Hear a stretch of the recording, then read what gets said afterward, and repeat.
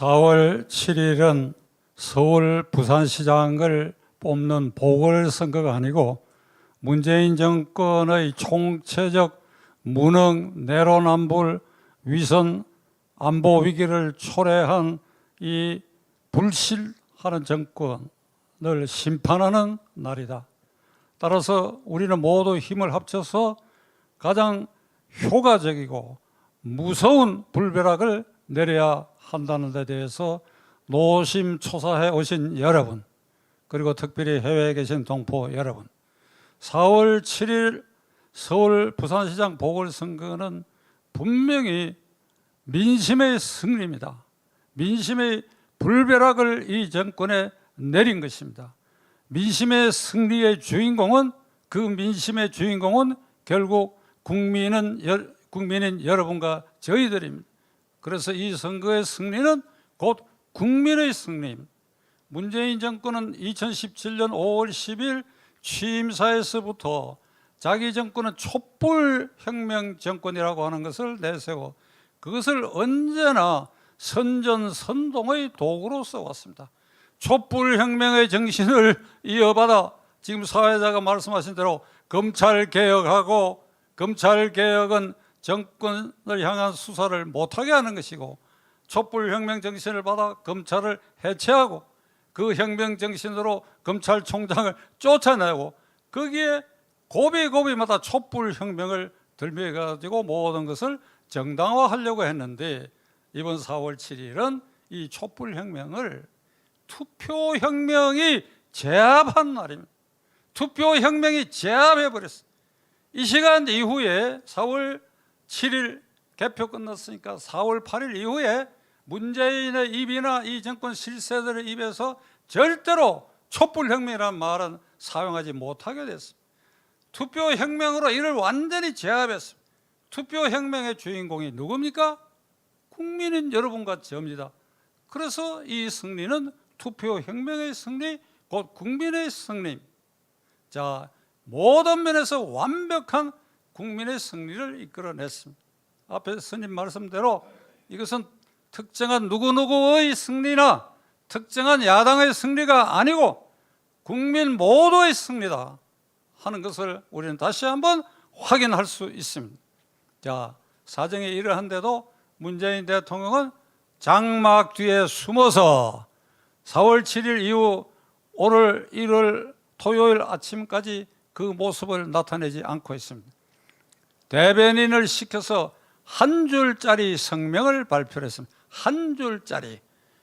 국민의 엄중한 질책을 받아들인다. 코로나 극복, 민생 안정, 부동산 부패 척결에 모든 노력 기울이겠다. 여러분, 이게 망발이라고 저는 생각합니다. 이 빈 껍데기, 문재인 대통령은 당연히 이 국면에서 석고대죄를 해야 합니다. 석고대죄를 해야 합니다. 무릎을 꿇고 국민 앞에 내가 그동안 무엇을 잘못했다 조목조목 얘기하고, 남은 임기 여러분이 용납하신다면 적어도 이러이러한 일을 고쳐나가겠다, 이렇게 나와야 합니다. 막장 뒤에 숨어서 대변인 시켜가지고 한 줄짜리 질책을 엄중히 받아들인다, 무슨 코로나, 민생, 부동산 부패 척결에 올인하겠다, 우리가 듣고 싶고 보고 싶은 모습이 이것이 절대로 아닙니다. 민주당의 실세 당직자들은 이튿날 아침에 일제히 한 줄로 서가지고 국민 앞에 고개를 숙이는 모습을 보이면서 우리가 민심을 제대로 읽지 못했다, 반성한다, 이렇게 해서 반성 쇼를 하고 난 그 다음 순간부터 이해찬 대표를 비롯해서 당 실세들이 여기저기 나타나가지고 그까지 서울 부산시장 1년짜리 시장에 우리가 뺏겼다고 해서 내년 3월 9일에 있을 대통령 선거에 우리가 절대 지지 않는다, 아주 표변해가지고 그들이 사과 쇼를 했다고 하는 것을 스스로 인정하고 말았습니다. 1년 뒤에는 언제든지 얼마든지 반드시 우리가 정권을 재창출할 수 있다. 이들은 이번에 그들의 실패가 언론과 검찰을 제대로 개혁하지 못해서 그랬다. 다음 날은 이렇게 말하기 시작했습니다. 선거 개표 다음 첫날은 문재인 대통령이 장막 뒤에 숨어서 엉뚱한 소리를 했고, 그리고 민주당 당직자와 실세들은 고개를 숙이는 신용만 하고, 그리고 즉시 고개를 쳐들고 내년 대통령 선거는 이길 수 있다. 1년짜리 시장에 졌다고 해서 우리가 낭망할 사람들이 아니다. 그리고 곧이어서 이번 실패는 언론과 검찰 개혁이 안 됐기 때문이다. 이래가 이들이 언론 개혁에 나서서 유튜버까지 지금 옥죄일 그런 태도로 위협하는 자세를 보이고 있습니다. 2011년에 조국이라고 하는 자가 당시에 여당을 향해서 어떤 말을 했느냐. 파리가 두 손바닥을 싹싹 비비면서 잘못했다고 하는 신용을 할 때는 이게 가짜니까, 그럴 때는 파리채를 들고 퍽, 아주 그 SNS에 글자로 퍽이라는 써서 퍽 해서 때려잡아 죽여야 된다고 얘기했습니다. 이 말을 지금 이 국면에 대입한다고 한다면 문재인 대통령과 정권 실세들 패배를 진심으로 인정하지 않고 국민에게 석고대죄도 하지 않고 다시 고개를 고추들고, 그리고 내년 대통령 선거는 우리가 이겨내겠다. 이 민심의 불벼락을 맞고도 이렇게 정신 차리지 못하는 이들에 대해서는 조국이 말한 대로 파리채가 아니라 불벼락으로 퍽 소리가 나도록 이렇게 두들겨 패야 된다고 저는 생각합니다. 여러분 어떻게 생각하십니까?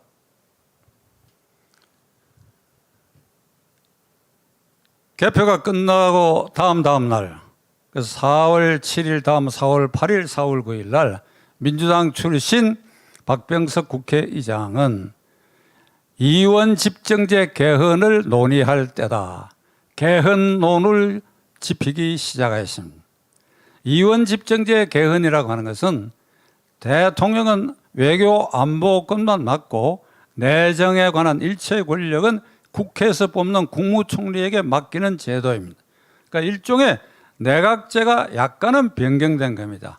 대통령은 형식상 국가 원수로서 국민이 직접 뽑지만은 말하자면 그건 허수아비 대통령이고 알짜배기 국무총리는 국회에서 뽑는 것입니다.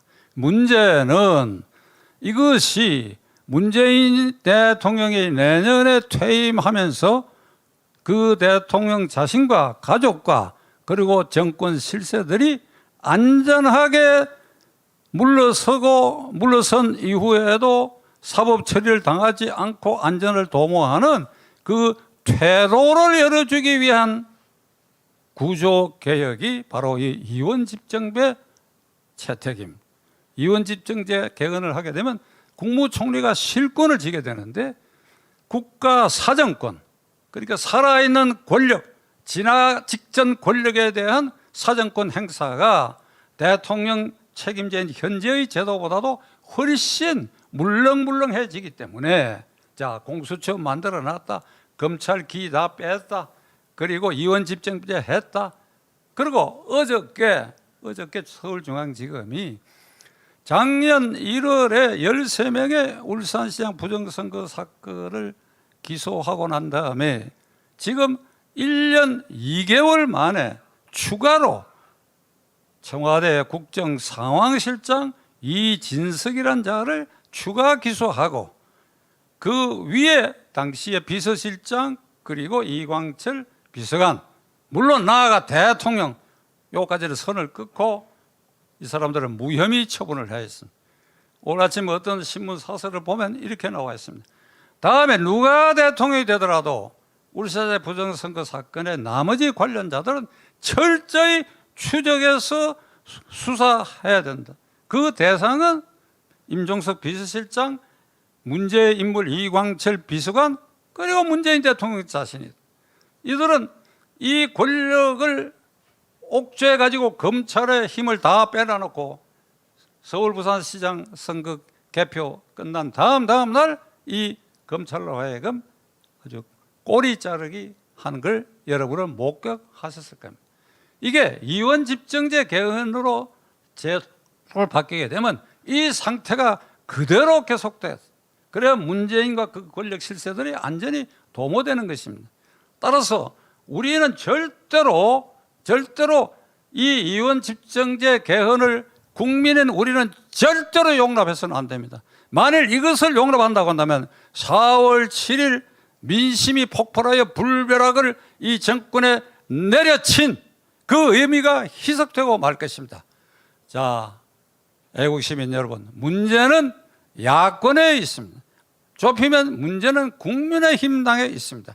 국민의힘 당 의원 가운데도 의원 집정제 개헌을 찬성하고 어제 그저께 물러선 김종인 씨도 의원 집정제가 평생의 소원입니다. 이렇게 바꿔가지고 이 정권과 결탁해서 허수아비 대통령이라도 해봐야 되겠다고 하는 복심이 저는 김종인 씨에게 있다고 이 자리에서 단정하려고 합니다. 만일 김종인 씨가 이 방송을 듣고 박찬종 거짓말을 한다고 그런다면 항변하시기 바랍니다. 공개적으로.